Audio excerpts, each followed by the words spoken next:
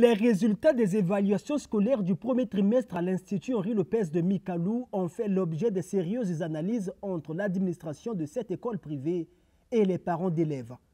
Après leur traitement, ces résultats qui sanctionnent les 3 premiers mois d'études ont été livrés aux parents. En classe de seconde, que nous appelons ici tronc commun, ont été déclarés admis 17, dont 10 filles. Au niveau de la terminale scientifique, ont été inscrits au début de l'année 30 élèves, ont obtenu une moyenne de 10 et plus, 5 à peine sur les 29.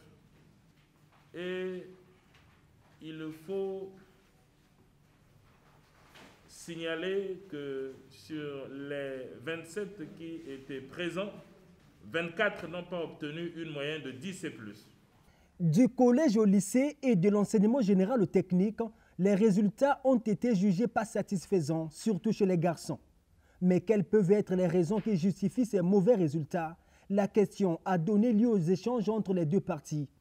Du côté des parents, l'accent est mis sur les relations enseignants-élèves qui doivent être strictement professionnelles, les méthodes de travail qu'il faudra revoir, la non-complaisance que l'établissement doit avoir vis-à-vis des élèves, ainsi que le rapprochement entre ces deux parties. Notre contribution en tant que parents, on doit être en harmonie avec l'établissement.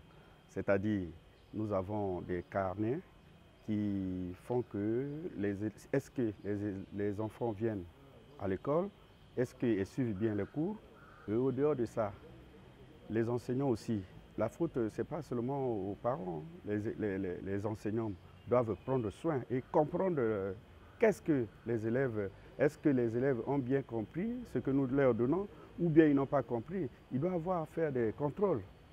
Un autre son de cloche est celui des enseignants, ces derniers qui pensent que les parents ont aussi leur part de responsabilité. On va trouver un moyen, on mettra beaucoup plus l'accent sur les travaux dirigés.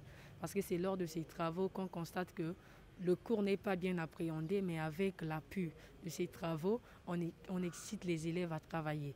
Et en dehors des travaux dirigés, on doit aussi veiller sur les enfants. Désormais, si au niveau, ils n'avaient pas l'habitude de travailler à la maison, avec la complicité des parents, donc on va les secouer afin que les résultats du 2e et du 3e trimestre soient meilleurs.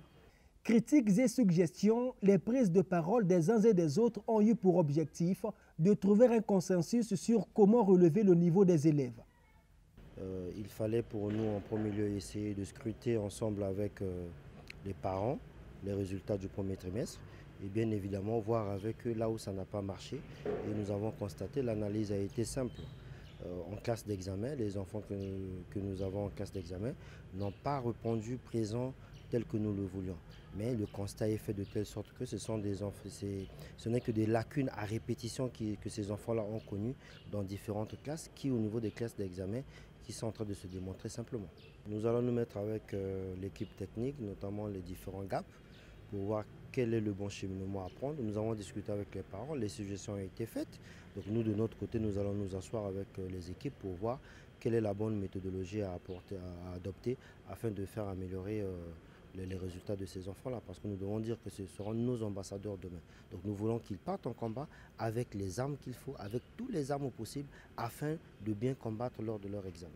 L'objectif que nous ouvrons quand on a une école, ce n'est pas seulement peut-être se faire de l'argent, mais quelque part, il y a aussi l'éducation des enfants auxquels nous devons contribuer sans cesse au quotidien. Étant à sa toute première expérience, l'Institut Henri Lopez de Mikalou reçoit pour sa première fois des élèves ressortissants des différents établissements scolaires.